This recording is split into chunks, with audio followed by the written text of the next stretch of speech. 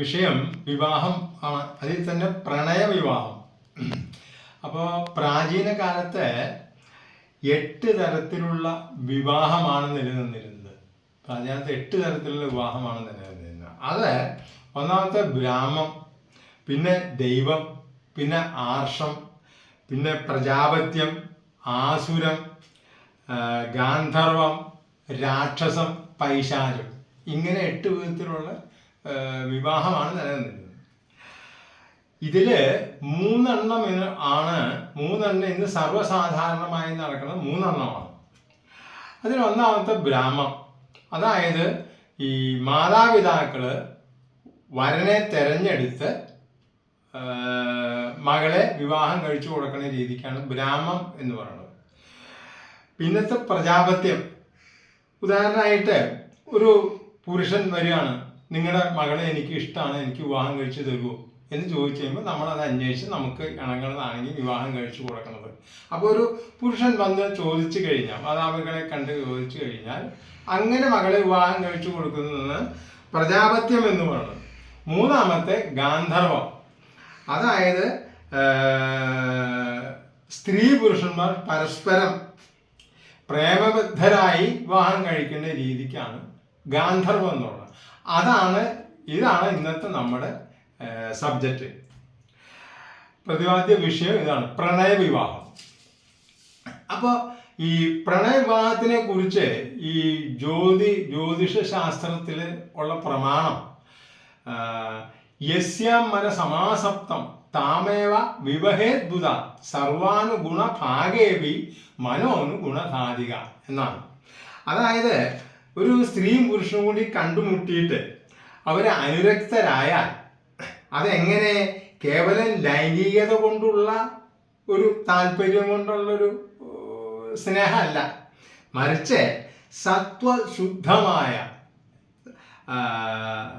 മനോഗുണം കൊണ്ട്, സംശുദ്ധമായ മനോഗുണം കൊണ്ട് ഉള്ള പ്രണയമാണെങ്കിൽ അവര് വിവാഹം കഴിച്ചോളാനാണ് പറയുന്നത്, വിവാഹം കഴിക്കണം. അതാണ് ഈ പ്രമാണം പറയണത്.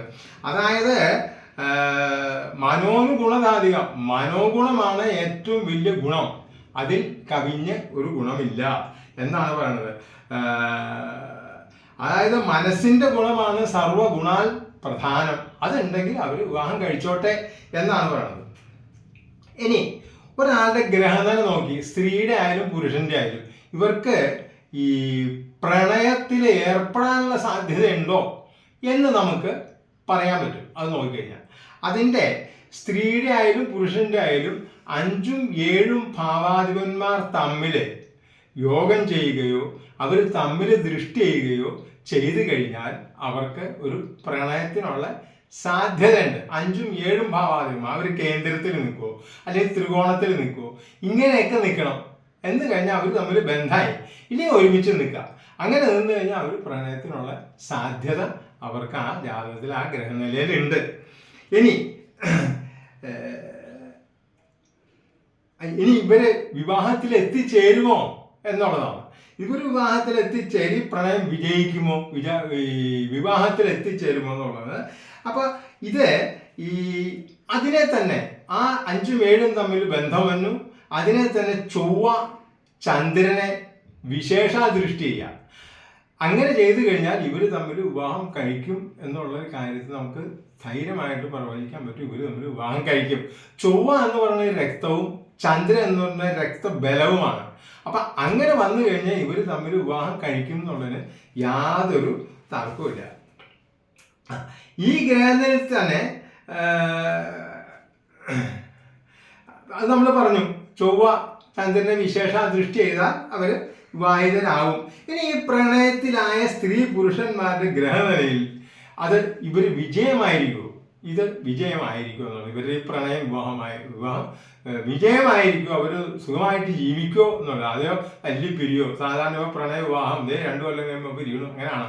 അപ്പൊ അത് ഉണ്ടാവോ ഇല്ലയോ? ഈ ഗ്രഹനിലയിൽ തന്നെ 5ാം ലഗ്നം 5, 7, 9 തമ്മിൽ ബന്ധുക്കളായിരിക്കുകയും പിന്നെ ഇതിൽ തന്നെ സ്ത്രീയുടെ കുജനും പുരുഷ ജാതകത്തിലെ ശുക്രനും തമ്മിൽ ഒരേ രാശിയിൽ വരിക. ചൊവ്വ ഇപ്പോൾ ഉദാഹരണം മേടൻ രാശിയിൽ പുരുഷന്റെ ശുക്രൻ മേടൻ രാശിയിൽ വരിക, ഇല്ലെങ്കിൽ ഇവർ തമ്മിൽ കേന്ദ്രത്തിൽ വരിക, ഇല്ലെങ്കിൽ ഇവര് 7ാം ഭാവത്തിൽ വരാം. സ്ത്രീ ജാതത്തിൽ 7ാം ഭാവത്തിൽ, പുരുഷ ജാതത്തിൽ 7ാം ഭാവത്തിൽ ഈ കുജനും ശുക്രനും വരിക. സ്ത്രീയുടെ കുജനും ഇയാളുടെ ശുക്രനും പുരുഷനും ഇങ്ങനെ വന്നു കഴിഞ്ഞാൽ അവരുടെ ആ ഇത് രണ്ടുപേരുടെയും ഗ്രഹനില 7ാം ഭാവത്തിൽ വന്നാലും മതി. 7ാം ഭാവത്തിൽ വരികയോ ഇവർ തമ്മിൽ ബന്ധം എന്ന് വെച്ചാൽ 4ലോ 7ലോ 9ലോ അങ്ങനെയൊക്കെ നിന്ന് കഴിഞ്ഞാലും ഇവർ തമ്മിലുള്ള ഈ പ്രണയ വിവാഹം ആജീവനാന്തം യാതൊരു തകരാറുകളും കൂടാണ്ട് സുഖമായിട്ട് ഇവർക്ക് ജീവിക്കാൻ പറ്റും. ജീവിതത്തിൽ ഉടനീളം ഇവരൊരു തർക്കങ്ങളും ഒന്നും ഉണ്ടാവില്ല. ആ ലഗ്നങ്ങൾ ബന്ധുക്കൾ, 5ാം ഭാവങ്ങൾ ബന്ധുക്കൾ. ഇതാണ് പ്രണയ വിവാഹത്തിനെ കുറിച്ചുള്ള നമ്മുടെ ജ്യോതിശാസ്ത്രം പറയണത്. ഇതാണ് പ്രണയ വിവാഹത്തിനെ കുറിച്ച്. അപ്പോൾ ഇന്നത്തെ ഈ വീഡിയോ നിങ്ങൾക്ക് എല്ലാവർക്കും ഇഷ്ടപ്പെട്ട് കാണുമെന്നും ഇതുവരെ സബ്സ്ക്രൈബ് ചെയ്തിട്ടുണ്ടെങ്കിൽ സബ്സ്ക്രൈബ് ചെയ്യാനും ഷെയർ ചെയ്യാനും ലൈക്ക് ചെയ്യാനും നമ്മൾ വിനീതമായി അപേക്ഷിക്കുകയാണ്. നമസ്തേ.